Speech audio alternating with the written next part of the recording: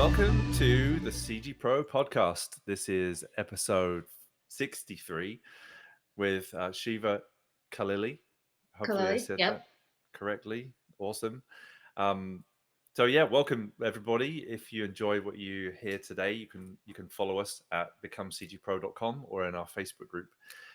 So it's a pleasure to have you on today. I'm going to do a very brief introduction and then we'll get into things. But uh, I know Shiva is a virtual production supervisor who's been working at Lux Machina, an awesome company doing virtual production. Comes from a theatre background, and I'm going to leave it there and let you fill in the blanks. But it's a pleasure to have you on today. Thanks for having me. I'm glad to be here. You bet, you bet. So, yeah, I would love to start just by talking about how you got here, because we were just talking about this offline. I know about how everybody kind of ended up in virtual production by accident, in it being a 100%. fairly right. Yeah, it's a new industry. Well, no, not new industry, but a new way of doing things. Several new ways of doing things, which are extensions of ways we used to be doing things. But everybody got here by accident. Everyone has either been in production already. I'd love to hear a little bit about how you got here, but especially if there was like things early on in your life that made you that influenced your decisions, or like how did you start off? How did you study for this? I Not really. I mean, I have a degree in scenic design for theater from UCLA, and I was in school right around the time that everyone was starting to put projections into every theatrical production. Um, so I learned to program that side of things. I was really comfortable with things like Photoshop. I'd worked as an assistant to a wedding photographer in high school, and learned quite a bit about that. And so I was already familiar with some of the tools, and so picking up programming for projections for theater was really simple. And it just kept bringing me opportunities both within UCLA and then after. Um, so I went from there. I worked at Disney for a minute, um, both in the park in Anaheim, and then I got called out to go to Shanghai when they were building Shanghai Disney, and I spent 4 months there. Um, I got called out because I knew how to program watch out, and then learned how to install the rest of the video system I was responsible for. Learned it well enough to assemble manuals, get those translated into Mandarin, and train a team through an interpreter on how to use them and troubleshoot all those tools. So I learned a lot really fast. Thanks a lot to like the colleagues that I was working with there who took me under their wing. I was very green at the time and just learned so much.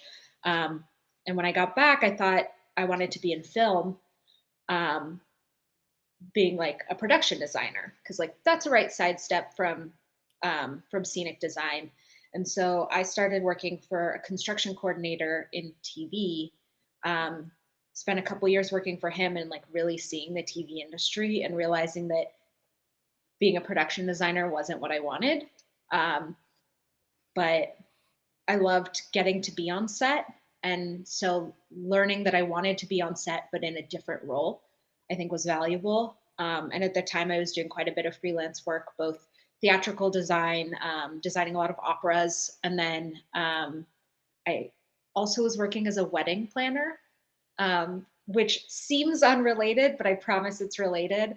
Um, I, I like to say that, coming down a bride on her wedding day is not that different from talking to a director. So it got me Right, director really Zilla. comfortable. Yeah, exactly. So it got me like really comfortable working with people, and like it's essentially a big production. And I think that's what, once I was in virtual production, led me to a role as a VP soup, a virtual production supervisor, because I'm so comfortable like working both with the client and managing a team and managing um, multiple like contractors and vendors and all of that. But I had left kind of all those jobs and was on a little journey to find myself, sort of. About 5 years ago, I quit the jobs I was at, everything I couldn't do remotely, and I got in my car and I spent 4 months just kind of on a road trip, um, Cool. trying to decide what I wanted to do next. And um, while I was there, I was applying to jobs both inside the industry and out of the industry.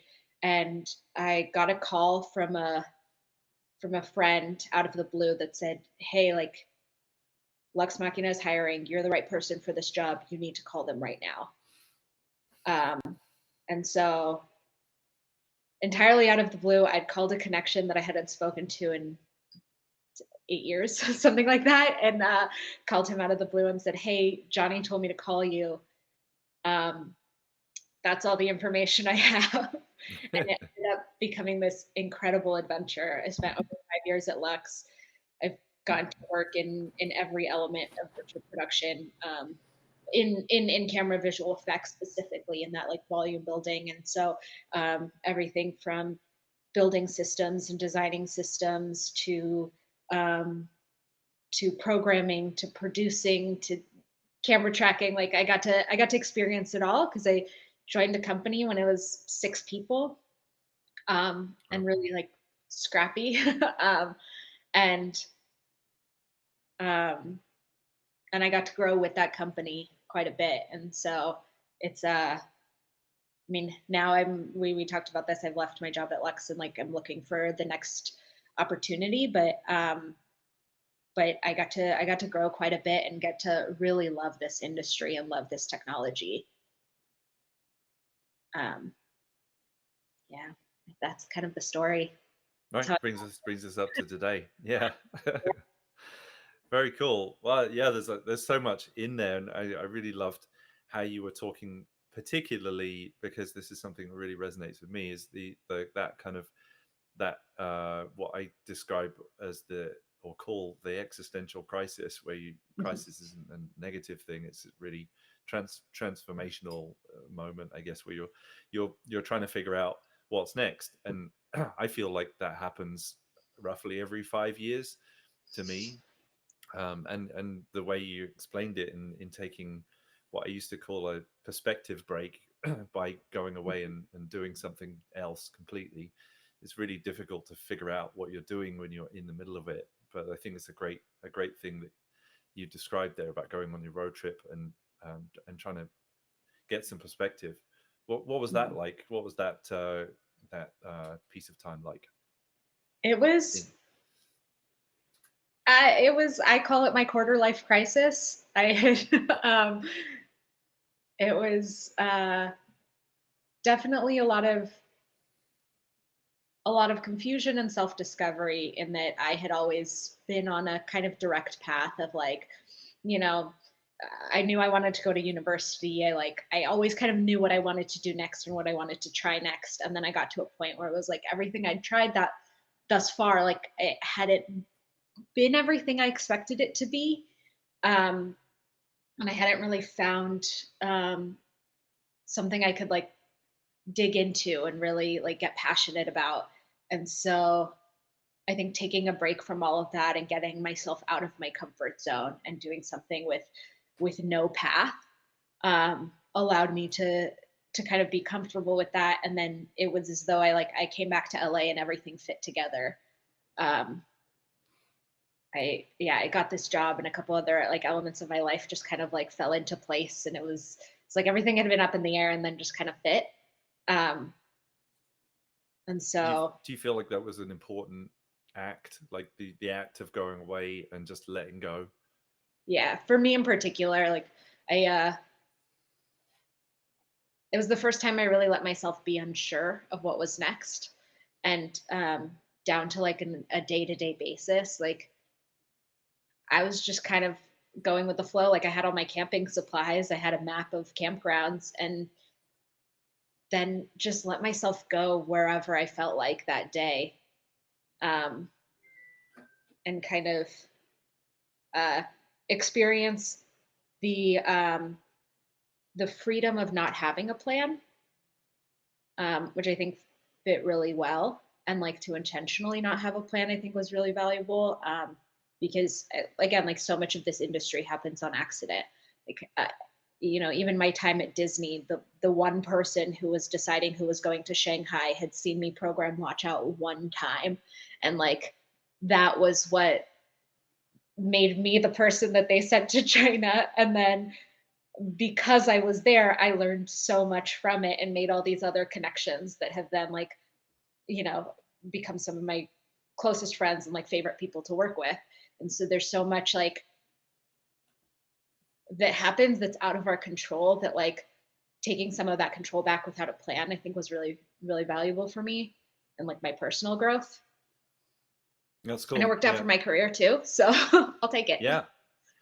Yeah, it's interesting because I think we're so cultured to from a really early age to make decisions for the rest of your life. When I talk a lot to younger and younger people now, sometimes at high school age, about the situation they're in and decisions they're supposed to make. I remember myself of being in that position where you have to choose what's the next 2 years going to be like, because that's really important to make sure that the next several years at college is going to be right, and then that's going to really impact your entire life. Like you feel like at the age of 15, 16, like you really need to make the right choice then, otherwise you're Yeah. screwed.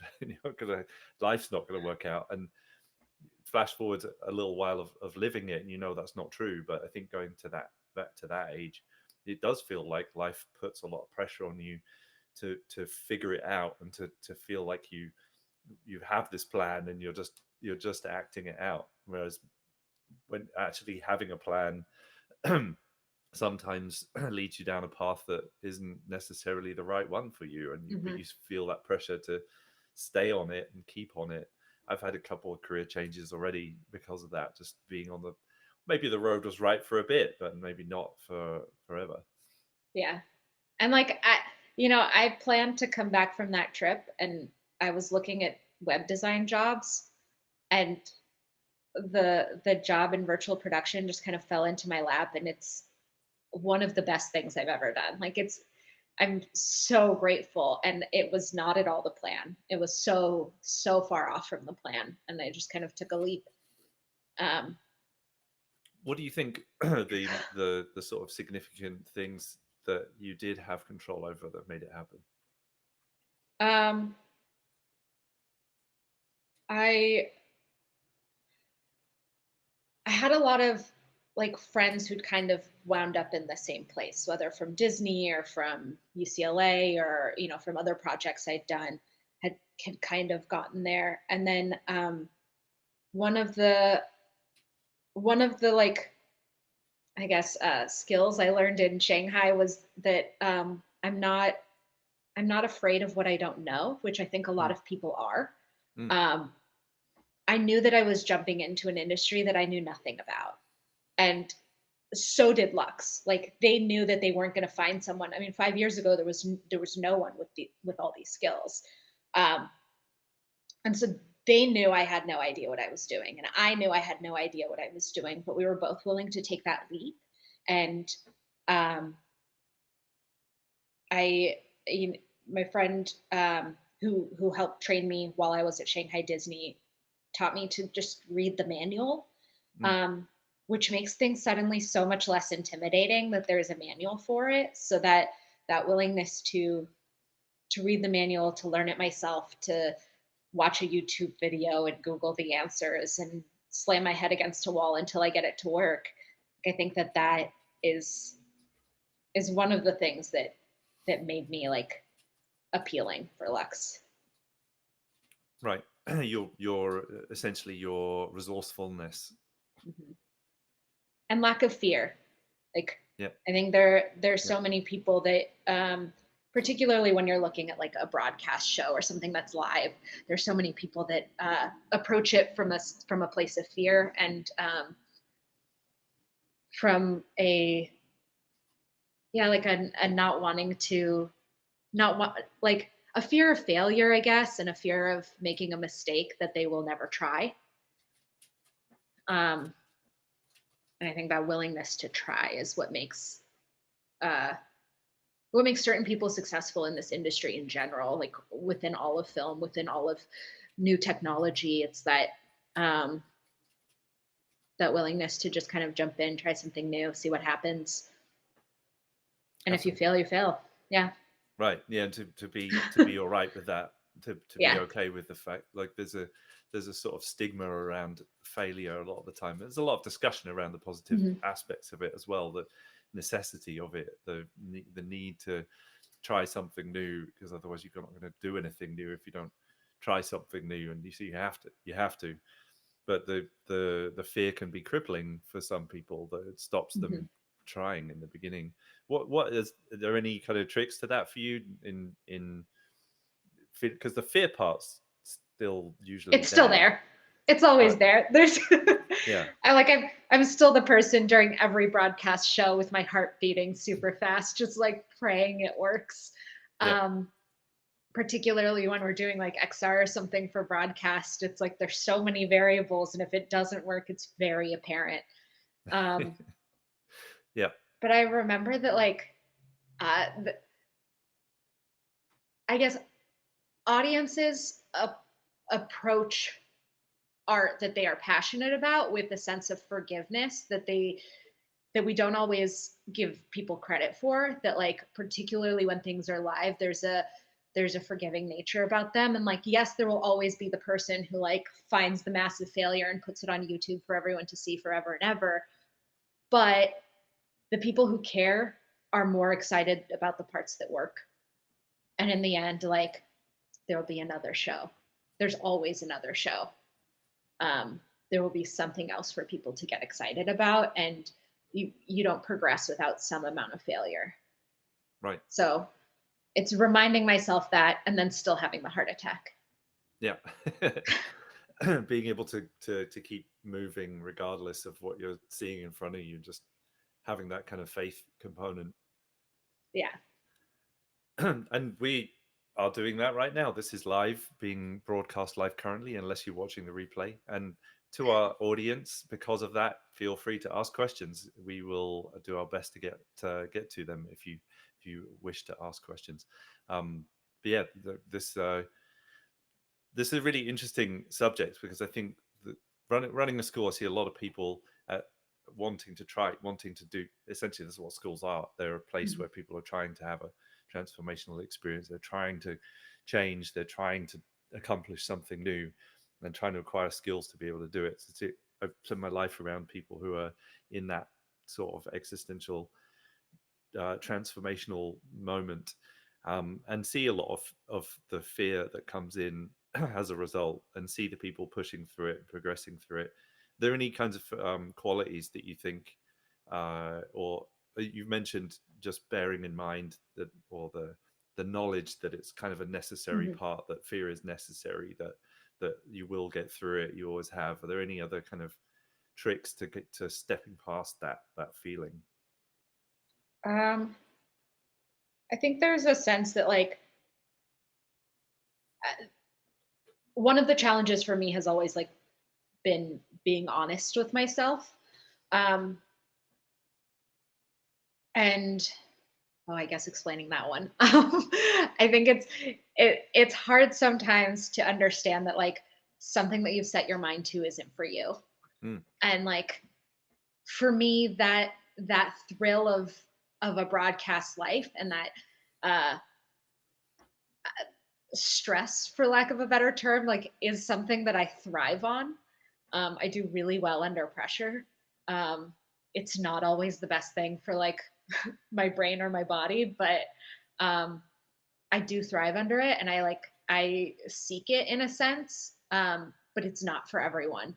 And so I think allowing yourself the flexibility of like, okay, like maybe this isn't for me. And I know for me, like um, being a freelance theater designer was something that like I truly loved doing, but it was making me miserable because it was such a toll on my mental health. And so coming to terms with that um, straight out of college was really challenging for me, and I kept trying for years and years. And still, like part of me is like, well, what if I went back to that? Um, but I know that like it's not good for me as a person, and it's not good for the life that I want to lead. And like I I don't need to commit to that. I don't I don't have to do something just because I set my mind to it. I can I can change what I want. Um, and I think giving your like I would recommend to any like young artist or young engineer to like give yourself that flexibility too, and like give yourself the freedom to realize that something isn't right for you, and that you're allowed to change your mind. Because when I think about it, like, I've been in the industry for over a decade now, and I've changed careers so many times. And like that's not that long. Like there's quite a bit of my career ahead of me, and I will change multiple times between now and retirement. Um, if I get to retire, hopefully. We'll see. That's a whole other interesting idea A that different people one. are aspiring to retirement, where basically anyone that retires and stops doing anything really don't like it, and they want to figure out something else to do. But yeah, anyway, the really interesting talking about these concepts, which we often get into the sort of technical weeds, but I think this is really useful to talk about, because I think everybody goes through this stuff, and Mhm. it's not just about when you're 16 you're trying to figure out what you're doing for the rest of your life. You visit it again at 21, and then 26, and then 31, and or maybe even more frequently than that, of just trying to figure out what, for me it's always been, am I doing the best thing that I can do for me and for the world, and like using my skills to in the best way that I can. Mhm. Because I think the your purposefulness, your just feeling good comes from doing something where you're good at it, you like doing it, and the world needs it. And Yeah. there's a bunch of Venn diagrams out there on the internet that seem to think the same thing.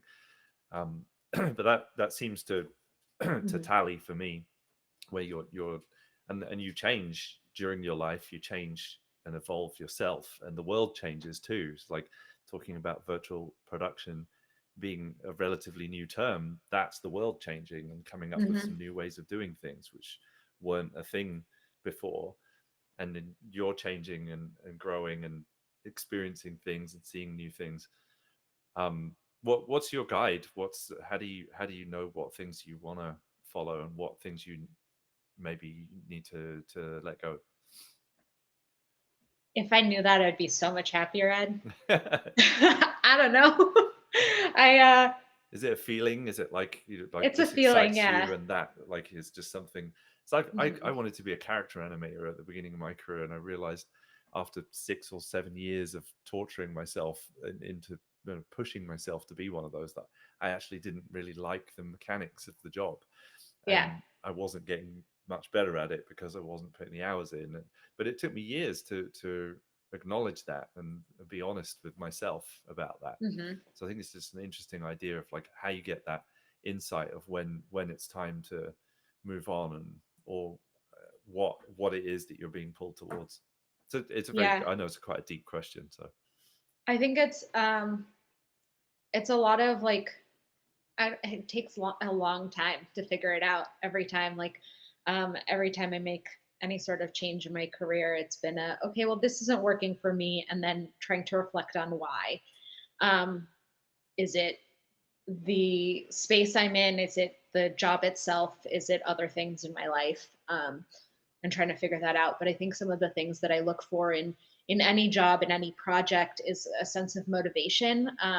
Whether that's whether I'm motivated to do well for the team that I'm working with, or I'm motivated to do well for my personal growth, or I'm motivated to do well for the creative intent of the project. Um, I need that driving force, um, because like I do better work when I care more.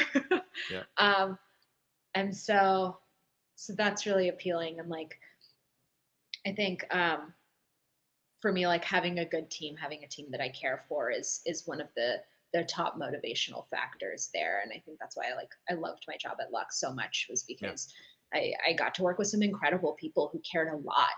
um, and even when it was hard, even when the project wasn't exciting, I got to like sit with these like driven, talented, interesting people. um, and work with people who are like, everyone's like the best person in that job, like everyone's like the most qualified person to be doing what they're doing. Like, and I think that's a caliber I strive for. Um, but It's a then I real also, gift. Yeah. yeah, and it's so rare. I mean, like there are incredible people, incredible talented people in this industry, but like, I don't know, you don't like everyone. Like you don't have to.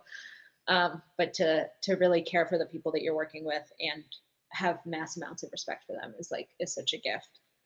Um, It makes you bring your A game, right? yeah, and it makes everyone bring their A game, which makes it a better process, a better experience altogether. Um, so yeah, I think that motivation and that strong team are something that I look for. But then one of the things that I'm looking for more now is trying to achieve work-life balance, um, and trying to understand like just how much of myself I want to give for these things that I love and that motivate me and that get me excited, um, and how much I also want to spend time with my dog. Right. Like I think those I saw are. him in the background. Oh yeah, she Wow. left. She's Right. my office manager. She's the That's real a good boss. good one to have. Yeah, it's a tricky one. That one. When you Yeah. figured it out, let me know, and you can come Yeah, back on the yeah. podcast. If you have any tips, I would love to chat. Another episode we could probably dedicate to that. Yeah, Yeah. my only solution so far is to be out of balance in different things over time. Hmm. It's very hard to accomplish at any one point in time with every component of your life Hmm. all together, but doable as long as you're improving. I think this is my opinion. You're not letting any of them go to zero, and you're tending to all the gardens a bit, but usually you're tending to one more than the others Yeah. at some point. And it's good if you kind of swap them around. Then I feel like you're you're you're able to push each one forwards a bit at any one time. Hmm. If you try and push them all at forwards at the same time, it can be quite difficult. But yeah, Yeah. that's a tough one, but a very important one too, because I think everyone in the industry has experienced that kind of especially when you love something, you want to give everything to it, and it Hmm. wants everything from you, and it will never tell you to not give more. Yeah. Yeah, it's tricky, And it's but like, great. yeah, like I love projects that I travel for because you get to a place where like there are no distractions and everyone's like just focused on doing the best possible work they can. But I traveled almost half the year last year. Like it takes a toll on you after a while. And so trying to find the balance of like this is thrilling and this is pushing me to grow in my career versus um, is that everything I want? Changes over time. I think Yeah. you get years where you do that, and then other years where you just don't want to go anywhere, and then you're like, don't go anywhere for a while, and you want to go Hmm. traveling again. it's, Yep. it's a good. I think those impulses are good to listen to, because Hmm. that's somehow something's telling you to change something. It's which is good. We've got a couple Yeah, of specific questions here that's sweet. from the audience. So someone's asking, do you use Watch Out at all in conjunction with virtual production? There's so much emphasis on LED these days, but I still love big projection. Um, I haven't used Watch Out since I've done theater. Um, so it's been a few years, but I will say that there is a use for projection in virtual production for sure. So I think it's like it's two-sided. It's like instead of Watch Out, I would use something like Pixera or Disguise, a little bit of a stronger media server. Um, and that's not to say that you can't use Watch Out. These are just the tools that I've been using in particular these last few years. But if you're deciding between projection and LED, like there are pros and cons to both. um, can I, like, should I go into it? How Sure. technical can I get? Okay. This is I a think very very nerdy audience, I'm probably. ready. Yeah. um, so one of the I think I think so when you're looking at projection versus LED, um, there are pros and cons to each. An LED wall is like emissive light source, so you get better reflections, better interactive lighting from something like LED, which is why projects like The Mandalorian used massive LED screens, because his suit was all metal and all reflective, and you just wanted all of those reflections that you can't get with projection. But in a case of like if you want when you're using LED, you need to be able to have your focus point about 10 feet like downstage of your LED, depending on the pixel pitch of the LED, or you'll get moire. You can never focus on the LED itself. But with projection, you can. So if you want the ability to rack focus from your subject to your background, to your projection screen, to like stars falling out of the sky or whatever, projections are a better solution for that. And so there are a lot of options where projection is the right choice. We used projection on Top Gun Maverick, um, because we didn't need all of the we were doing like that classroom scene with all the big windows, and outside there was a 270-degree projection screen, with sky on it, and that's all it needed to be. It needed to be the sky outside the window. So using LED for that was overkill, um, and it was faster and cheaper to focus a dozen projectors, and do it that way. So like there are options for both for sure. That's really good to hear because I think LED's the thing that gets all the limelight, or the LED light, if you like. Um, but as you're saying, very recent movies using old school techniques, essentially, Hmm. just the right tool for the right job. So another question that came in is, what is it like to come from theater into VR? What was that path? Um, again, like it happened on accident. It was a step from designing scenery to designing projections to programming projections to programming media servers that were going onto LED walls for live events, and then a step from that to in-camera visual effects, like programming the same like 2D media servers for that, um, and then a step from that to um, using tools like Unreal for 3D workflows and in-camera visual effects, and then into like VR and XR. And so I just made a bunch of left turns and then ended up here. But the like productions tend to feel the same, of like a bunch of people who are all really good at what they do and all good at different things working together to achieve one creative goal.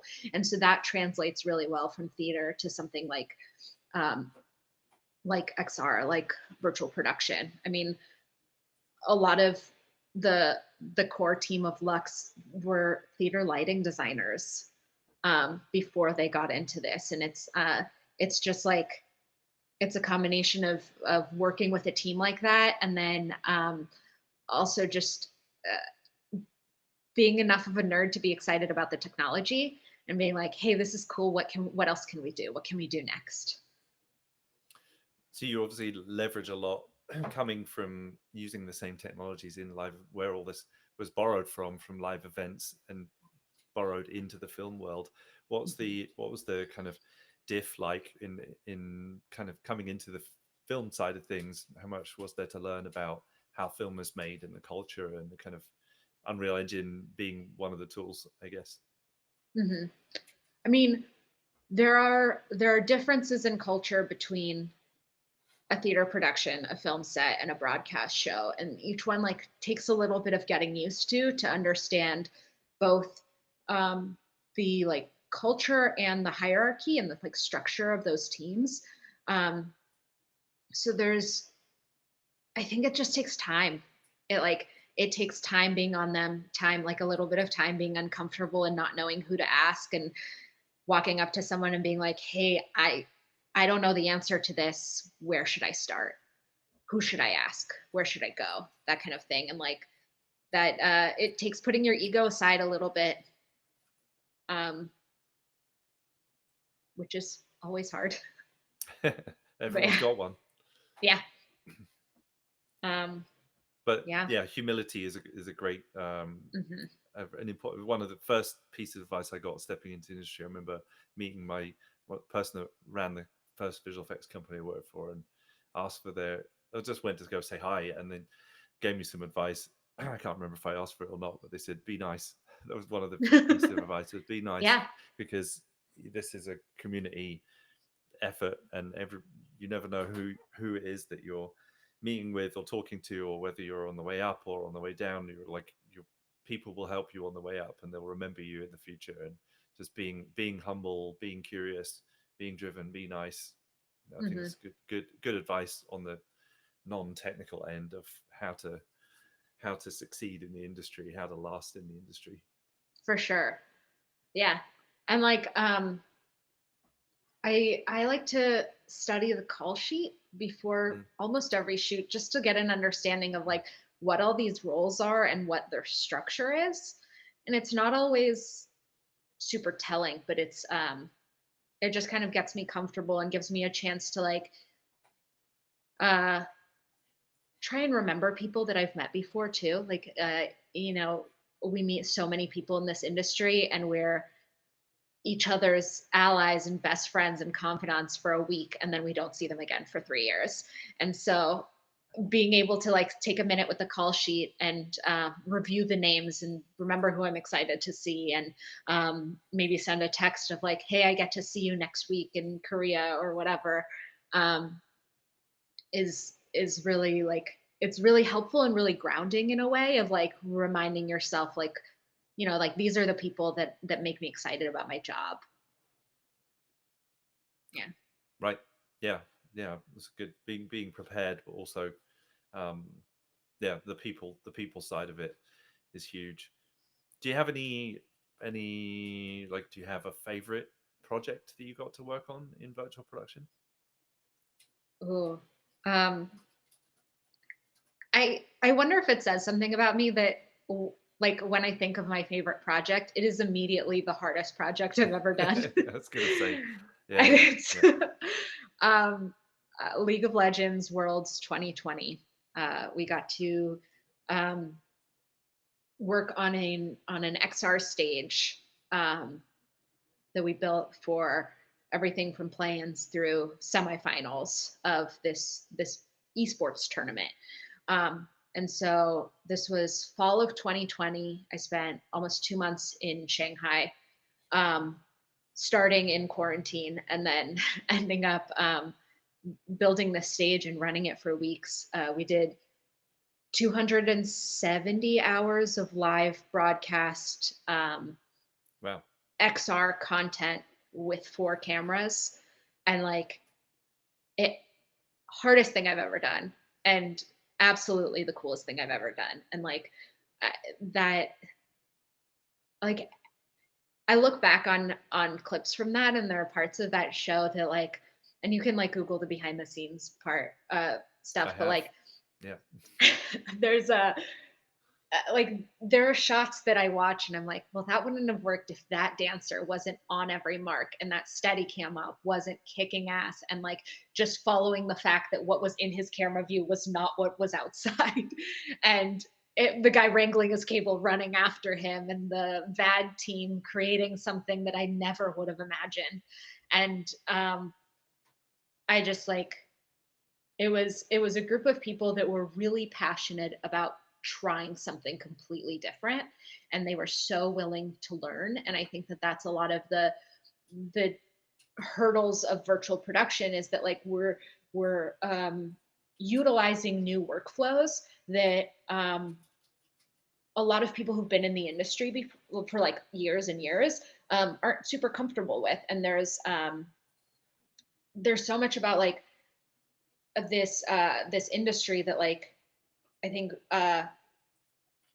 has been the same for decades, and that people have been doing the same job for decades, working in the same ways, and um, and like aren't comfortable with something changing. So on this project, we had 4 camera operators who were all incredible at their jobs and had all been working in broadcast in esports for years and years. And suddenly we were telling them that like they could set up a shot, but when we switched the frustum view that was projected onto the LED wall, what they would see in their shot would change. So they would focus up on, you know, a sign or something to start their shot, and then would switch cameras. Um, and it would completely change. And that took a lot of practice for them to get used to and start to work around. And so it took a lot of I think patience from everyone's perspective for us to sit together and be like, okay, like these are all the ways we've completely changed the job that you've been doing expertly for decades. Can you learn it? And they did, and they crushed it. And like it was such a cool experience to work with those operators, those directors, those artists. And also it was fall of 2020 in China. It was just a weird time. I But can imagine. Yeah. still, yeah, still my favorite.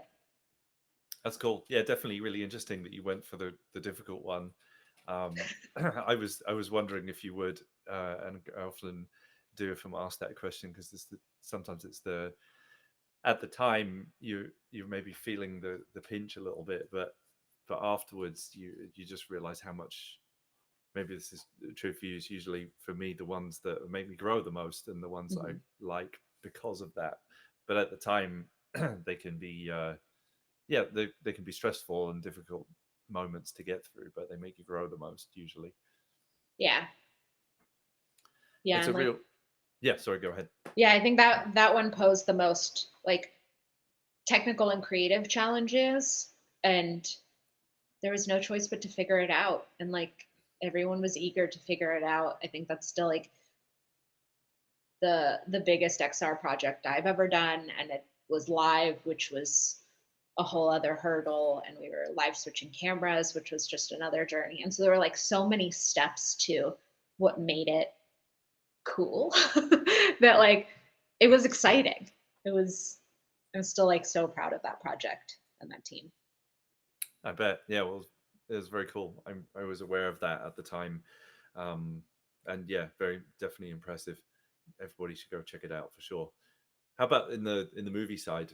Any favorite movies you got to work on?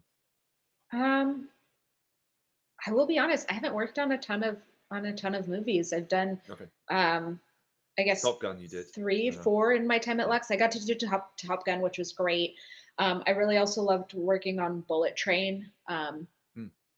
which turned out to be a really beautiful movie. We did LED walls on either side of that train, but I essentially watched that entire movie without audio because we had a monitor and that was it. And we were just looking at the visuals. And then I watched the movie and I was like, oh, so that's why that happened. And that was a fun process too. That's cool. What as you've essentially been in the industry for roughly as long as it's existed, um, how have you seen it evolve over that time and mature? I mean, there are a lot more people doing it now. Hmm. I think I think a couple years ago we hit like this bubble started growing of everyone starting a virtual production company and everyone building a volume and all of that, which um, I think is great in some senses and challenging in some senses. I mean, of course, it adds competition, which is challenging, but there's also like there when that started, there weren't straightforward guidelines on how to do it, and so I think in some senses that confused a lot of people.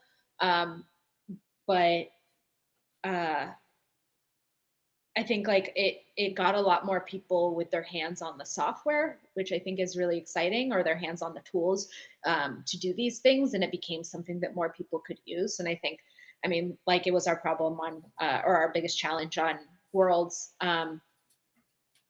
being able to educate artists on the new tools available. Like the new tools aren't always the right choice, but having those as options, I think is something that's only going to move our field forward. And so I think in the last year or so, especially with the strikes and the major challenges in this industry, like some of that has slimmed down, and there are some like there's some people on the forefront of this this project or of this process, and it can be something that's used a little bit more mainstream and used a little more consistently. Right. And in terms of the the tools and the hardware and Mhm. software involved, how has that changed over the years? I mean, it only gets better, right? Like, um, Definitely, yeah. yeah, we went from, uh, I think a lot of media server companies are making an effort to make more user friendly, almost skins for these game engines so that they can be more accessible for XR uses to the average user. I think there's still a major push from um, Epic Games on the Unreal Engine. I know that they just in the last year have monetized their software, but for the longest time it was free, and like that got a lot of people using it. Um, and so now it's kind of a staple in the industry, um, as is Unity. And so these tools are constantly getting better and constantly trying to adapt to an ever changing industry. And like camera tracking is getting more and more accurate and more consistent, which I think um, is something that's going to make this a lot easier to use for things like live broadcast. I think some of the next steps are like um, getting color workflows a little more organized because I mean, color science is not something that is my specialty at all, but is such an important part of uh, production of all sorts of all video. When you're pairing video with a camera, it does weird things. So like Mm, I think making that easier for the end user is going to be one of the next steps. And I think um, continued education is going to be huge. Um, I'm definitely also agree with excited. that. Yeah. I'm also excited to see where things like Ghost Frame take us Right. in terms of being able to do multi-camera live broadcast. Maybe not everybody knows what that is. Do you want to Oh just yeah. describe it? So, Ghost Frame is a process that allows you to essentially shoot two different things on the same LED wall. So, when you're thinking about a film, you're shooting at 24 frames per second, or at least that's average. Um, and then you would ideally play the content back on your wall also at 24 frames a second and genlock them. Genlock is essentially a metronome for video that tells both things when to refresh their frame so that you're always capturing the freshest frame. Um, and so this keeps things from like, this is why if you take an iPhone video of your computer, it flickers. It's because it's not genlocked. Um, so you would that's the typical workflow. Now with something like Ghost Frame, you would operate at 96 frames a second, which is 4 times as much. And the first 3 frames, so every 4 frames would be 1 frame of video captured. So the first 3 frames would be one plate, and the fourth frame would be a different plate. So like you could do an environment and say that like okay, like say we want, a tree background or whatever. That could be your first 3 frames. And then your fourth frame could be a green screen, like a chroma green. And you would shoot that with 2 cameras that are gen locked to the different sources so that one was capturing the second frame and one was capturing the fourth frame. And the reason that you don't do every other is because it would strobe and make everyone sick. But if you're dividing it by 4 and you're having 3 frames as one, your brain kind of cancels out that fourth frame um, and just kind of blocks it out. And so your brain's only seeing the trees. Everyone on set is only seeing the trees. One of your cameras is only seeing the trees. And then one camera is capturing it over a chroma green backdrop, a green screen backdrop that you can essentially key out and put in anything.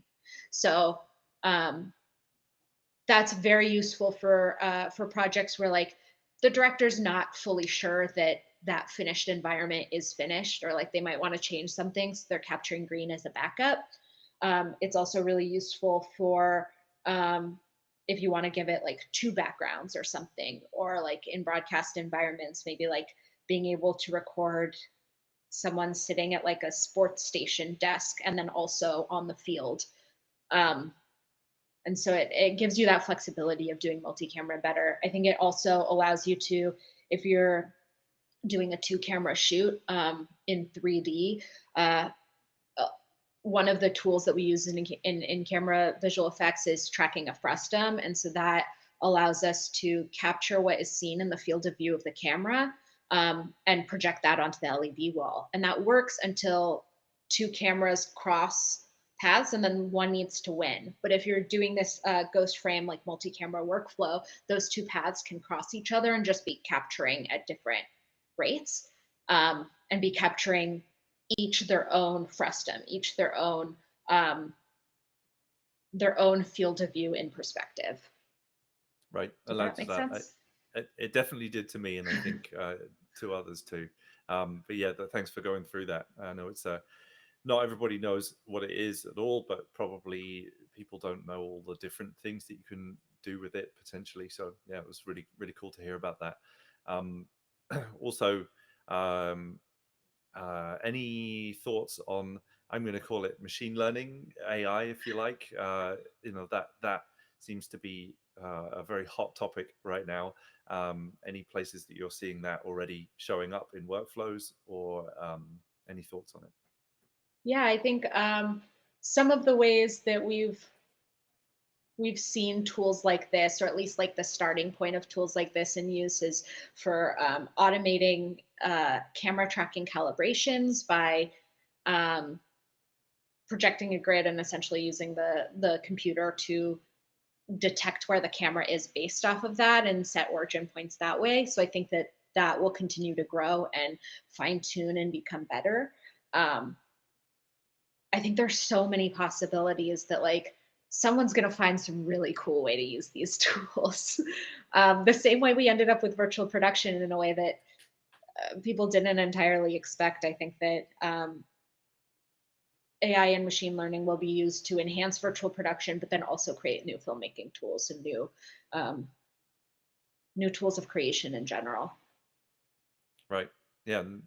We're we're not seeing a ton of them actually in use currently, but yet the promise of things, um, especially things like nerfs, Gaussian splatting, that type Hmm. of new way of having a containing or storing or displaying a 3D captured environment. Whereas photogrammetry's always been the king and still is essentially, but seeing any of that in the wild yet? Not quite yet. There's been a lot of testing of it. I've heard of a Yeah. lot of people like, okay, let's start playing with these tools, but I haven't actually seen it on a production yet. Um, but I'm excited for what's next. I Yeah, I want to. I I think that there's a really interesting possibility with virtual production of like, if you get a lidar scan of every set you build, you can do reshoots anywhere, anytime, and like that's just that opens up so many possibilities in filmmaking, and especially when we're thinking about like sequels and bringing shows back, like there's so much more that you can archive, um, and that you can revive and fine tune, and like they're just it's going to get really cool and I'm excited for it. I think it's interesting because one of the things that excites me too is the unknown, and Hmm. in that knowing, one of the things I think that let me know that computer graphics was something that held a huge amount of interest for me was just, I felt like there was so much to know. There was so much already that had already been invented that there was to know. But now we're in this phase where not only is there a lot to know that's already been created that there is to learn, but there's also a huge amount of change going on, and Hmm. describing this, the advent of virtual production, and all of the new types of things that's unlocked in terms of filmmaking. But then now adding these new possibilities with machine learning tools to the mix, I think we're seeing a lot of uncertainty created by it, and Hmm. a lot of excitement, which those two tend to come together a lot of the time. Yeah. So it kind of makes sense to see people being fearful of it, in my opinion, and also excited by it. And probably care needs to be taken as we explore it. But Yeah. it is exciting to see the new possibilities for sure. Hmm. Someone else asking a question here as well at the end as we wrap up. I'd like to know what technical skill sets and or software packages you think are necessary for a junior or aspiring VP soup these days, knowing what soft skills are a given, knowing that soft skills are a given. Yeah, I think getting comfortable with some forms of camera tracking, whether it's just like reading the manuals or stuff like that, just so that you can communicate with someone who's doing 3D workflows, and then uh, getting to really understand a system and the importance of time code and genlock, I think, are vital. And then any sort of either media server knowledge or game engine knowledge, I think, is really valuable. As a VP soup, a lot of the times it's just being able to like be the translator between the creative and the production and a very technical team. And so you don't need to be an expert in any of those things, but being able to speak the language and understand the challenges, I think, is really valuable. And also, you're welcome to add me on LinkedIn and continue to ask questions if you'd like. Awesome. Thank you. Yeah, appreciate that. Any any more to that? Any more like what do you think make good kind of fundamental skills? Um, I think being comfortable in like on a film set is absolutely vital, and having a strong enough understanding of like camera workflows um to be able to like have a conversation with a gaffer, because a lot of the times you have to be able to have a conversation with the cinematographer with what they want to capture. So it's a lot of times it's just like understanding all of that language and understanding um, the vocabulary used in those situations, um, which honestly it takes time. uh, I would say even like 3 years ago, I wouldn't have been able to have all those conversations that I do now on a regular basis. But being able to like understand and like and accept when you don't know something, be like, I don't understand the problem. Can you explain that to me? What is it specifically you need? And then source that knowledge. I think that that's really valuable as well. But I think, yeah, you kind of, it's a jack of all trades kind of role, where you need to have an understanding of every element so that you can go talk to the venue team about when we're going to get internet run to us, but then also turn around and like have a conversation with the VAD team about what you need in your specific like blueprints or what they need in their post process level. And so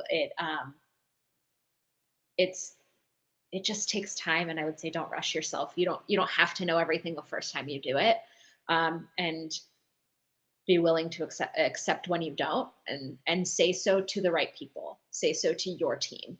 um, I would never walk onto a stage and tell someone I don't know what I'm doing, but to my team Not I maybe would. as the first thing you say, no. No. But to my team I'll be like, hey, I don't fully understand that. Can you explain it to me so that I can better have this conversation with someone else? And they know that, like, at the end of the day, I'm there to protect them and I'm there to give them as much as I can. And so they'll take the time to explain that to me. And if a client asks me a question or an artist asks me a question and I don't know the answer, I'll say, I'm going to circle back with my team and get back to you.